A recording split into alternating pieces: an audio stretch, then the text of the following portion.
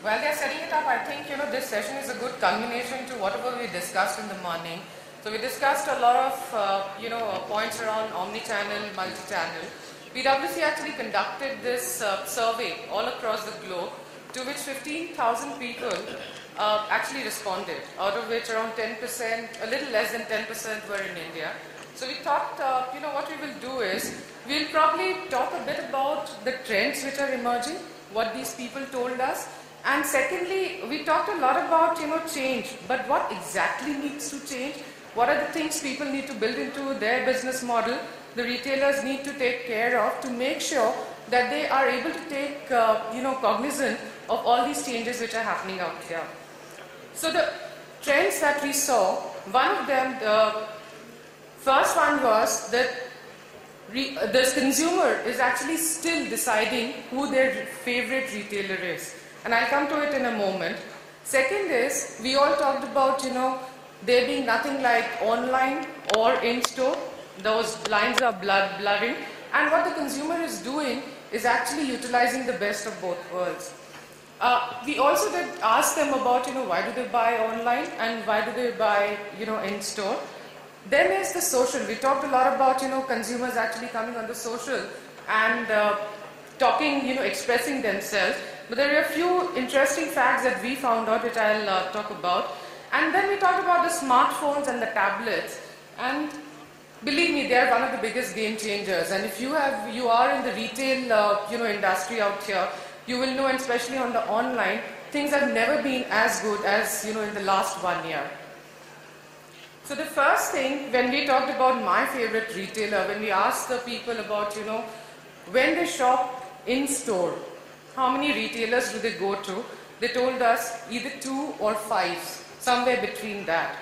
But when we went and asked them that how many of them, if you are shopping online, do you go to? They actually told us more than 10. So if they wanted to buy something online, they actually go to more than 10 retailers to buy that. And when we asked them that if you are going to a multi-channel retailer, how many retailers do you buy from? 49% of them said just one. So obviously, when we talk about loyalty, when we talk about stickiness, people are expecting, retailers to actually have multiple formats. But what they are also doing at this point of time, and which is where the opportunity is for the retailer to be able to, build stronger loyalty model, is actually capture this set of people who are actually going to 10 retailers and not that one multi-retailer as of now. The second is, when we talked about blurring of the two worlds, we are talking about online and in-store. And one thing that we all know is, there are shoppers who browse online, go to the stores. Yes, they browse online and go to the stores for electronic goods, and we realize for sports equipment as well. And they also actually browse in-store and go online. But what they are also telling us is that for us, it is important that I have multiple options for return as well. So now to not only browse, let's say in-store, go online and buy, but I want to return in in-store out there. So you can imagine the complexity of the logistics that you need to build in and track the purchase. So the idea basically is that how do I convert and know that this is the same customer who's bought online for me and is actually returning, in store. Can I just match the two? They're buying in new categories. My friend told me he bought solitaires online, and that was a shock. For a woman, a solitaire is something which is for generation. And I can't imagine, not holding it before buying it. But jewelry is an upcoming, segment. So is furniture, so is sports equipment, and they're growing very, very fast. Return policies are driving decisions a lot. So, where can I return? How easy is it to return? How, amenable is the retailer to be able to, take the goods back?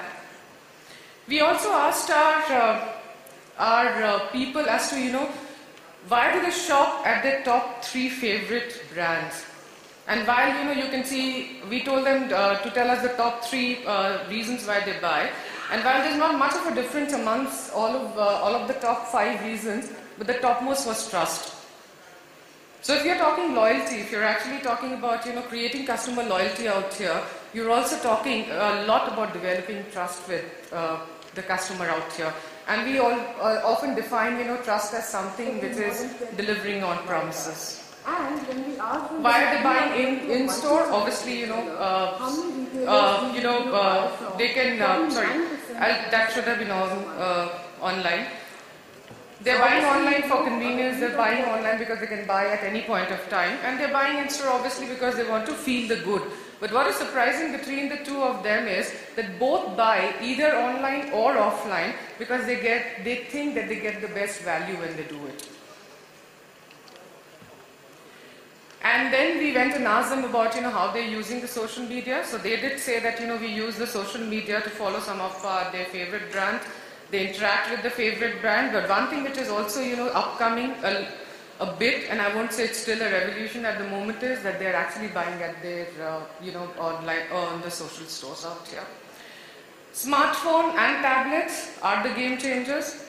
So, in my journey from office to home, from home to office, there's a lot of these kind of transactions which are happening out here. And believe me, they actually went beyond just talking about, do I buy from a PC, do I buy from a tablet or from my mobile phone, to actually, I use a mobile app and I go through a browser. So a lot of them actually used mobile app because it was faster for them. And a lot of them went to use a browser because, it was much more convenient because it helped them, make a lot of comparisons out there.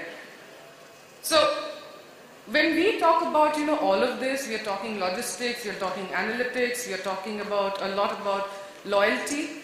To get all of these together, I think, what has emerged after the discussion on multi-channel, going to the next level, we talked about omni-channel, is customers are looking for what we have termed as total retail. On a lighter note, being consultants, we had to come up with, a term out there. But on a serious note, I think, what the important word out here is total, which is about a unified brand story across channels, which promises a consistent, superior customer experience facilitated by agile and innovative technologies. And the emerging business model that we are talking about actually has to take into consideration customer analytics. And we talked about analytics a lot. But I don't know how many of you know that there's this cola company, and last year the monsoons came early. They actually captured data of the monsoons and tracked it to the level to know where can they divert their sales next. That's the level of analytics which is happening. And we differentiate analytics from, just